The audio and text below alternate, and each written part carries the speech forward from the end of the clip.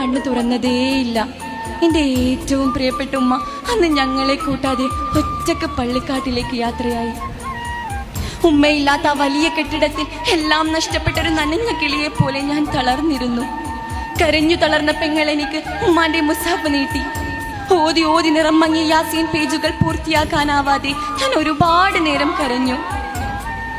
സമാധാനിപ്പിക്കാൻ ഉപ്പാന്റെ പെരുത്ത കൈകൾ എന്നെ കെട്ടിപ്പിടിച്ചു കരഞ്ഞു. ദാ ഇപ്പോതി മോന് വന്നാൽ അവന് നൽകണം. കലിമ ചൊല്ലി പറയും മുമ്പേ ഇത് പറഞ്ഞിട്ടാണ് ഉമ്മ പോയത്. മോനൊരു സമ്മാനമുണ്ട് കേട്ടോ. ഉമ്മാന്റെ ശബ്ദം അവന്റെ ചെവിയിൽ ആഞ്ഞു പതിച്ചു. കരഞ്ഞു തളർന്ന കണ്ണുകളുമായി അവൻ മെല്ലെ അത് തുറന്നു നോക്കി. ഹൂദിന്റെ മണമുള്ളൊരത്തർ, കൂടെ ഒരെഴുത്തും. എന്റെ കുട്ടീനെ ഇനി എന്നും ഈ ഹൂദ് മണക്കണം. എന്റെ മോന് വേണ്ടി ഉമ്മാന്റെ ഫോണ് വിറ്റ് വാങ്ങിയതാണിത്. ആർക്കും കൊടുക്കരുത്. പകരം ഉമ്മാന്റെ ഖബറിലേക്ക് എന്നും ഒരു യാസീൻ ഓതണേ.